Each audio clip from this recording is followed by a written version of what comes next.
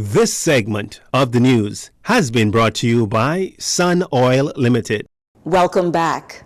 Acting Deputy Comptroller of Customs, Ralph Munro, apologized for the glitches affecting the online customs processing platform, Click to Clear, adding that the Department of Customs accepts that it is a work in progress. Register.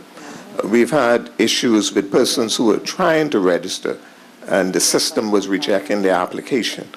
One of the reasons is because in the Bahamas, for instance, you've got so many John Ferguson, so many John Rolls. The system was having difficulty identifying which one. It would tell you probably that you're already registered. You can't be registered. They were having issues with the national insurance card. As I speak, we have rather major issue with major importers in Freeport, Grand Bahama, where the system seems to be overloaded and it's not being able to take the amount of data that is actually being trying to come into it. And so we are now working with the developers trying to get that sorted out.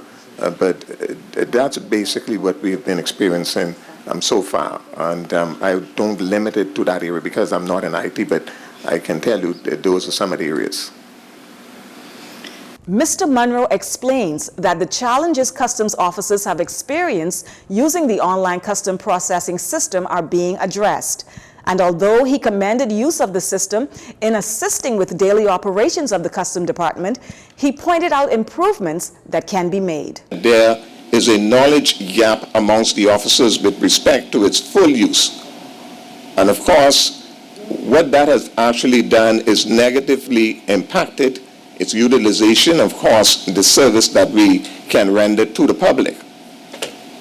To remedy this knowledge gap, 2 months ago, the Department's Information Technology section was mandated to embark on a rigorous training program with a goal in ensuring that within 6 months, every customs officer become fully proficient in performing the very basic tasks on the system, regardless of their posting within the department.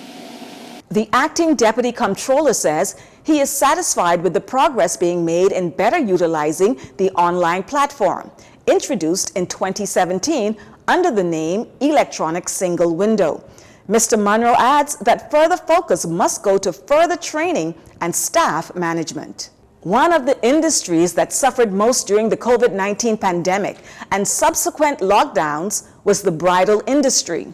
Well, we hear in this next report by Jerino Saunders that the industry is set to make a comeback. In 2020 and much of 2021, many dream weddings had to be altered or canceled altogether, and the much-anticipated annual Bahamas Bridal Show was placed on hiatus and seemingly forgotten, even when restrictions began to ease for other sectors of the economy. From the Office of the Prime Minister, where local business owners are afforded the chance to promote their business, Makiva Wallace-Stubbs, representing Buttons Bridal and Formal Wear, the host of the annual Bahamas Bridal Show, says when the shutdown began in March of 2020, the timing could have not been worse. When COVID hit in 2020, the Bahamas Bridal Show was 1 week away from happening. And of course, it was a sold out show. There was no more room for vendors. The tickets were almost sold out, and we were just ready to go. It was our last rehearsal on that Sunday, and that evening, the Prime Minister made the announcement that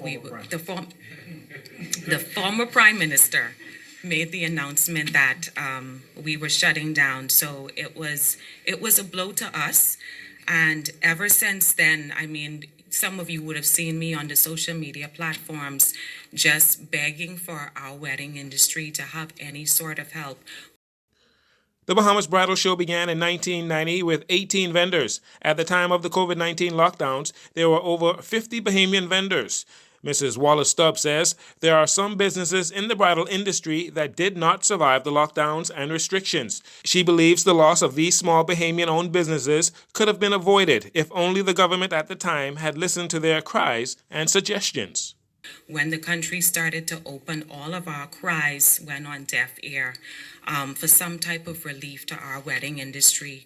And so we are very excited that this year we actually get to have the show again. This is our 32nd show, and never since 1990 we have had to postpone a show until 2020. So to have the opportunity to have the show again, everyone is real excited about that. The downside to that is a lot of the businesses that was in the show in 2020, most of them, well, a lot of them aren't returning, and that's because they weren't able to withstand the blow that they got during the shutdown. Mrs. Wallace Stubbs says those in the bridal industry, like fashion designers that make wedding dresses, bakers that make wedding cakes, limousine companies, floral and decorative companies, makeup artists, wedding organizers, photographers, and more, are eager to be able to get back to work again. She asks for the public's support. The ones that are returning and the new ones that are coming, we are appealing to the public at large to just please come to the show, not only in support of Buttons Formal Wear, but in support of the many vendors that need help in reviving their business. So we implore you to please come and support the show. We are always ready to help with anything, with weddings, with any type of special event. That's what the Bahamas Bridal Show does. We offer not just stuff for weddings, but people come to market their business, whether you want a home, you want to go to a day spa, anything that has to do with businesses. They come to the trade show to feature what they want to provide. Mrs. Wallace Stubbs says the long-awaited bridal show is set for Sunday, May 29th at the Grand Hyatt, and tickets that were sold for the 2020 bridal show will be honored. Jurino Saunders, Jcn News. 2 $5,000 scholarships to an accredited college or university were awarded to first-place winners of Water and Sewage Corporation's 8th Annual National Essay and Video Competition.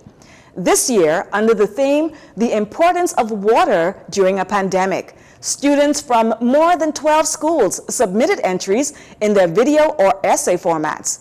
And after judging was completed, Michaela Kerr of Kingsway Academy took first place in the video category, and Arjun Shetty of Queens College took home first place for his essay.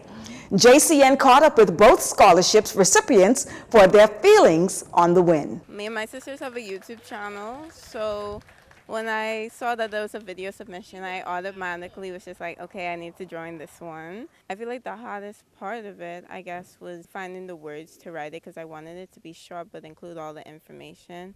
What I did was I just tried to think about like essential parts of like when we use water a lot, like washing the dishes, like sometimes in our meals, just like when we bathe, wash our hair, and a lot of things. So I wanted to like capture moments like that and like really tie into the message by like remembering that water was always important. We cannot forget that. And just because like a pandemic happened, we should not like make water seem like more important because of the pandemic. It's always been important. So I wanted to make sure I say that in my videos. So that was the creative process. My YouTube channel is called Kerr Girls, Kerr, then Girls. So yeah.